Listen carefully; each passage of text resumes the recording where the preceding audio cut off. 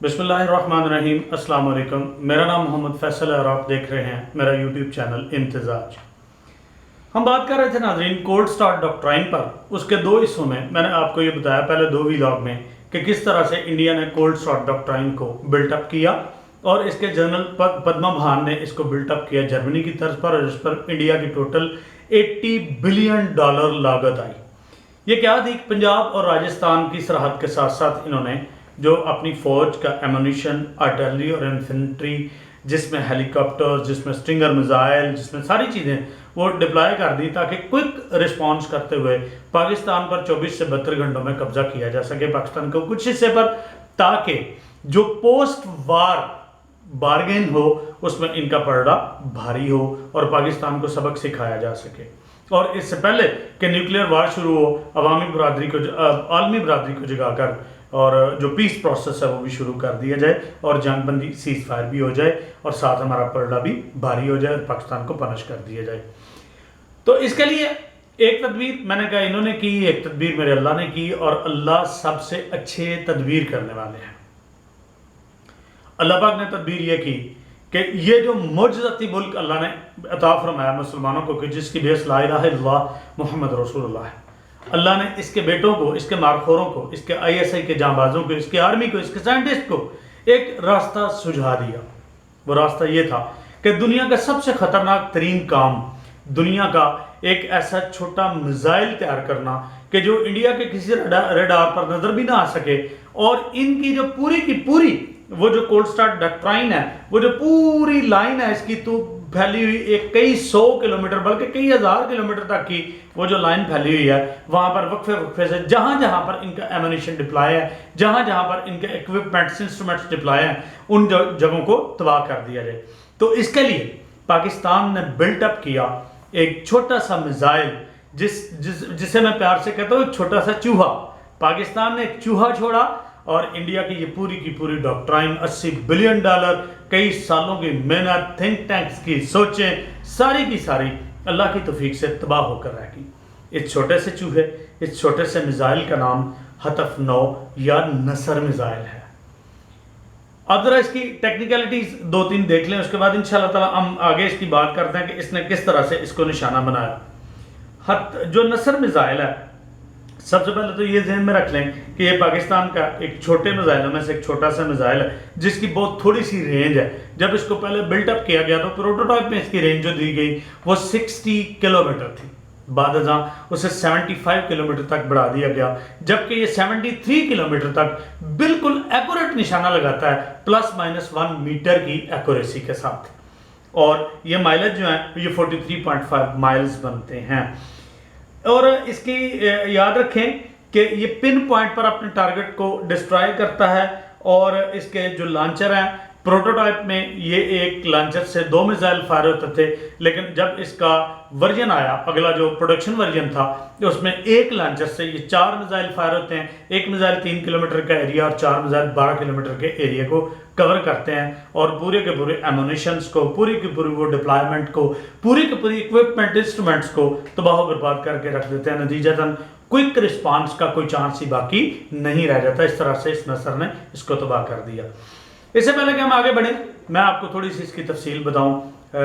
Nadreen, अगर आपने अभी तक मेरे चैनल को सब्सक्राइब नहीं किया तो प्लीज़ कर लें, साथ में मौजूद बेल आइकन को प्रेस करके ऑल को क्लिक कर दें ताकि हमारी हर नई होने वाली अपलोड होने वाली वीडियो आपको बर वक्त मिलती रहे। तो आइए ज़रा देखते हैं कि इंडिया ने रूस से जो S-400 एंटी मिसाइल जो इन्होंने ख़रीदा इक्विपमेंट, अभी तक इनको उसके 9 यूनिट्स मिले थे, और जिस वक्त इन्होंने खरीदा इंडिया के पूरे मीडिया ने आसमान सर पर उठा लिया कि हम पाकिस्तान के साथ ये कर देंगे, वो कर देंगे, हम पाकिस्तान के हवाई अड्डों से उड़ते हुए जहाज को जो भी टेक ऑफ ही करेगा, हम उसके जेट फाइटर्स को उसी वक्त तबाह बर्बाद कर देंगे। तो इधर से अल्लाह ने भी ये चाल चली। हुआ यूं कि पाकिस्तान के जितने भी मिसाइल प्रोग्राम हैं, जितने भी हदफ हैं पाकिस्तान के, जिसमें शाहीन मिसाइल, गौरी मिसाइल्स, ये वॉरहेड्स ले जाने वाले, एक मिसाइल 8-8 शहरों को तबाह कर देने वाला, पाकिस्तान के बैलिस्टिक मिसाइल, पाकिस्तान के कंप्यूटर गाइडेड मिसाइल, और ये सारे के सारे जितने भी थे। याद रखिए बैलिस्टिक मिसाइल वो होता है जिसे अगर एक बार लॉन्चर से लॉन्च कर दिया जाए तो फिर रात या तो उसे रास्ते में तबाह किया जाता है یا وہ اپنے ٹارگٹ پر پہنچ کے پھٹتا ہے، اس کے علاوہ اس کو روکنے کا اور کوئی طریقہ کار نہیں ہوتا. جبکہ کمپیوٹر گائیڈڈ میزائل کو آپ راستے میں کہیں بھی نیویگیٹ کر کے اس کو اگر تباہ کرنا ہے تو تباہی کی سمت لے جا سکتے ہیں، یا اگر انہوں نے کوئی اپیل کر دیا ہے یا بچانا ہے کسی کو تو آپ اس کو نیویگیٹ کر کے دوسری جگہ پر اس کو پھینک کے اپنی آبادی کو یا جس کو اپنے نشانہ بنانا ہے اور آپ نہیں بنانا چاہ رہے اس کو محفوظ کیا جا سکتا ہے. جبکہ بیلسٹک میزائل میں اس کی ٹریجیکٹری میں ایسا نہیں ہوتا. ہوا یوں کہ جب بھی ہمارے میزائل جاتے تھے تو میزائل کی چونکہ ایک ٹریجیکٹری بنتی ہے، سب سے پہلے اس نے اوپر جانا ہوتا ہے فضاؤں میں، اور اوپر جا کے ایک مطلوبہ بلندی تک پہنچ کے، جن میں 100 کلومیٹر 200 کلومیٹر 250 کلومیٹر 400 کلومیٹر کی بلندی پر پہنچنے کے بعد وہ میزائل پھر اپنی ٹریجیکٹری کو فالو کرتا ہے، پھر اپنے ہدف کی جانب، اپنے ٹارگٹ کی جانب بڑھتا ہے. اچھا، جو ہی میزائل ہمارے اوپر جاتے تو وہ جو S-400 ہے اس کی جو کارگر رینج ہے وہ 150 کلومیٹر سے اوپر ہے. 150 کلومیٹر سے اوپر وہ ہمارے میزائل کو یا ایک اور مطلوبہ جو بلندی ہے اس پر وہ اس کو ڈیٹیکٹ کر لیتا.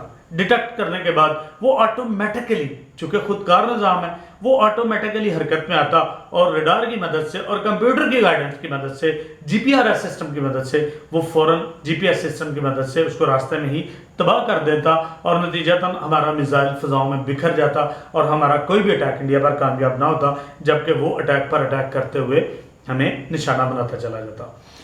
اس کا جو توڑ تھا وہ تھا نصر ہدف 9. یہ تھا کہ یہ میزائل جو ہے ہمارا دنیا کے کسی ابھی تک دنیا کے کسی ریڈار پر نظر نہیں آتا، جبکہ یہ سٹیلتھ کوالٹی کا حامل بھی نہیں ہے. آپ چونکے ہوں گے میری بات سن کے.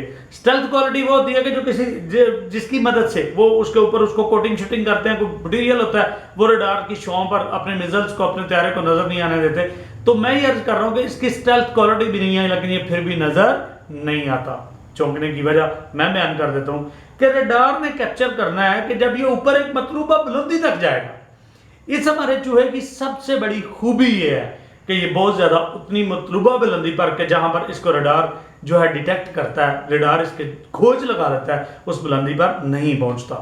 اس بلندی سے نیچے پرواز کرتے ہوئے یہ ڈائریکٹ اپنے ہدف تک پہنچتا ہے، اور یہی وجہ ہے کہ اس کی رینج بھی بہت زیادہ نہیں ہے، صرف 73 کلومیٹر اس کی کارگر رینج ہے. اب جب اس کو چھوڑا جائے گا بارڈر کے قریب ترین ایریا میں تو انڈین بارڈر جو ہے، پاکستان بارڈر جو ہے، ہماری جو بارڈر لائن ہے اس سے 50 کلومیٹر پیچھے انڈیا نے اپنے گودام بنا رکھتے ہیں آرٹلری اینڈ انفینٹری کے. جب ہم اس کو 50 کلومیٹر پیچھے چھوڑیں گے تو اس کی ٹریجیکٹری، اس کی بلندی جو ہے اور بھی کم رکھنی پڑے گی. اس کا نتیجہ یہ نکلے گا کہ یہ کبھی بھی انڈین ریڈار پر نظر نہیں آئے گا. ان کو پتہ اس وقت چلے گا کہ جب یہ جا کر وہاں پر تباہی مچا دے گا، جب یہ جا کر وہاں پر ہر جاندار شے کو، ہر چیز کو جو ہے وہ تباہ و برباد کر دے گا. اب کیا ہوا جس دن ہم نے نصر کا تجربہ کیا، اور یاد رکھے میں نے آپ کو بتایا ہے کہ جس دن اس کے پروٹوٹائپ میں 2 میزائل تھے اس کے لانچر میں سے، لیکن جب اس کا پروڈکشن ورژن آیا تو اس میں سے 4 میزائل نکلتے ہیں. اور مزے کی بات ہے ہمارا یہ چوہا سفید رنگ کا ہے جس کی ٹپ ریڈ کلر کی ہے، اور یہ 2 طرح سے تباہی میں جاتا ہے، 2 طرح کے وارڈ لے جاتا ہے. پاکستان کو اللہ پاک نے یہ توفیق دی کہ پاکستان نے بہت چھوٹا نیوٹران بم بنا لیا کہ جس کی پوری دنیا قائل ہے اور دنیا حیران ہے کہ پاکستان نے یہ اچیومنٹ کیسے کر لی. تو پاکستان نے جو بہت چھوٹا نیوٹران بم بنایا اس کا سائز ایک فٹ بال کے برابر ہے. تو بعض اوقات یہ ہمارا چوہا 2 قسم کا ہے.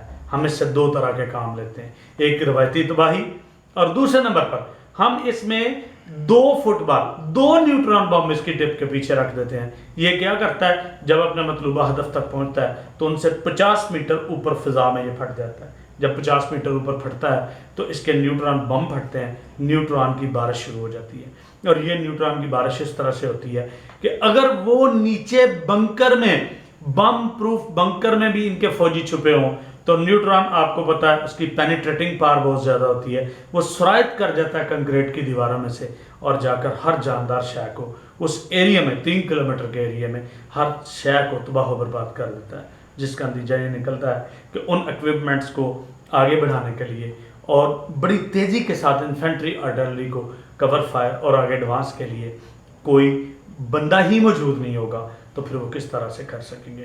الحمدللہ اللہ نے پاکستان کو موقع دیا کہ پاکستان نے اس طرح سے انڈیا کی کولڈ سٹار ڈاکٹرائن کو اپنے ایک چھوٹے سے چوہے کی مدد سے اللہ کی توفیق سے اللہ کی مدد سے تباہ و برباد کر دیا اور ان کی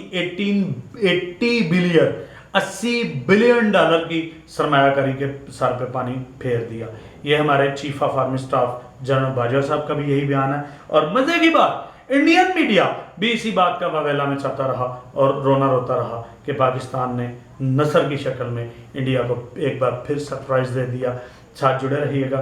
انشاءاللہ جو اگلا ویلاگ ہوگا وہ ڈارپا پہ ہوگا. انشاءاللہ آپ دیکھیں گے کہ کس طرح اللہ کے فرشتوں کی فوج کا مقابلہ کرنے کے لیے امریکن ایون فورس بنا رہے ہیں. انشاءاللہ اگلا آپ ڈارپا کا دیکھیں گے.